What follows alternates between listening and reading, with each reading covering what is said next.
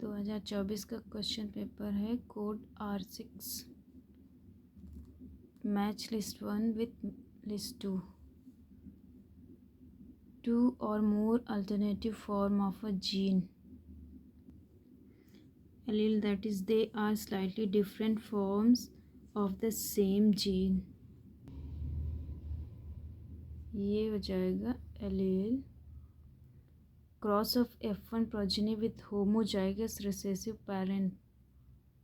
ये chapter number 5 12th NCERT principles of inheritance and variation, page number 74. Therefore, to determine the genotype of a tall plant at F2, Mendel crossed the tall plant F2 with a dwarf plant. This he called the test cross.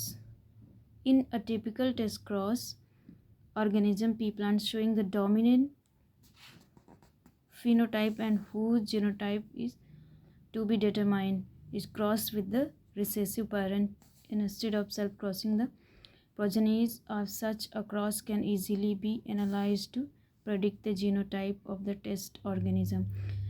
Test organism का genotype पता लगाने के लिए करते हैं test cross. F1 हो या F2 उसको रेसेसिव से क्रॉस कराएंगे तभी उसको टेस्ट क्रॉस बोलते हैं. सो इसका मैचिंग हो जाएगा fourth test cross.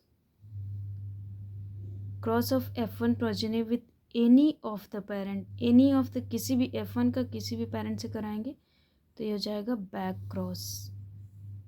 Answer B4 यहीं से आंसर आ गया. Second, number of chromosome sets in plant, ये page number 91. Increase in a whole set of chromosome in an organism and phenomenon is known as polyploidy. This condition is often seen in plants. इन्होंने यहाँ पे ploidy बस दिया. So answer is second. Question number 113. Formation of interfascicular cambium from fully developed parenchyma cells is an example for. ये है आज chapter number 15 11th NCERT से plant growth and development, page number 245. Line है dedifferentiation. For example, formation of meristems interfascicular cambium and cork cambium from fully differentiated parenchyma cells हो जाएगा D differentiation.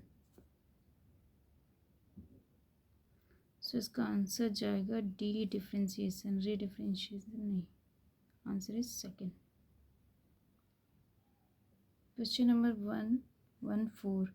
Which of the following is an example of actinomorphic plant? Actinomorphic flowers.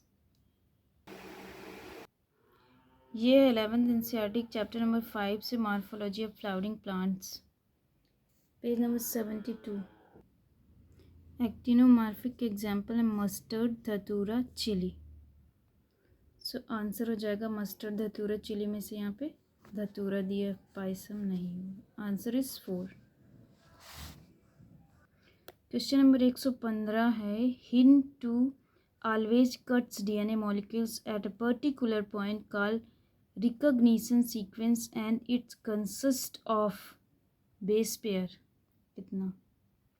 ये है 12th NCERT chapter number 11 से biotechnology principles and process, page number 195. ये 2016 में भी आया था. Hint to always cut DNA molecules at a particular point by recognizing a specific sequence of 6 base pair.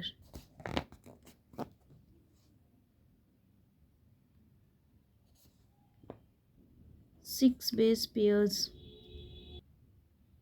So answer is first 6 base. Question number 116. Which of the following are required for the dark reaction of photosynthesis? Dark reaction. ये है 11th NCERT chapter number 13 photosynthesis in higher plants, page number 215. NCERT की line है this process does not directly depend on the presence of light but it depends on the products of the light reaction के product पर होता है ATP और NADP. इनके अलावा besides CO2 and water भी रहता है. ये ATP और NADPH लाइट रिएक्शन के प्रोडक्ट हैं और उसके अलावा CO2 और वाटर.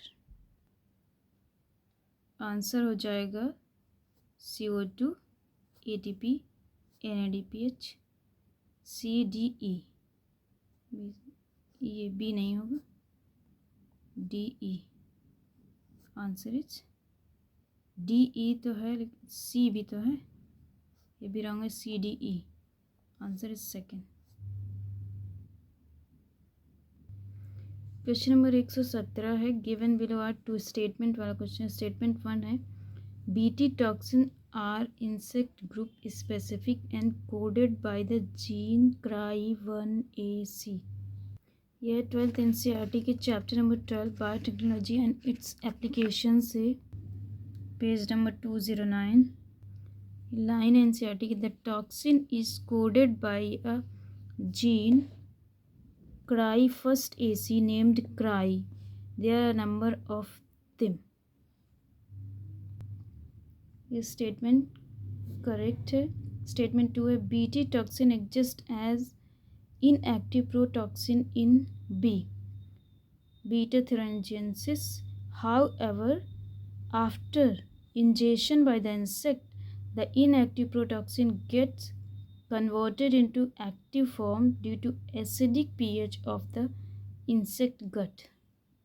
ये पेज नंबर 208 से. BT toxin protein exists as inactive protoxins, but once an insect ingests the inactive toxin, it is converted into an active form of toxin due to the alkaline pH of the gut, which solubilize the.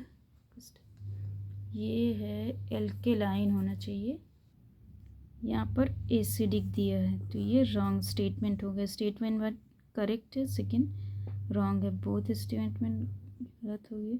Statement 1 is true but statement 2 is false. Correct answer second.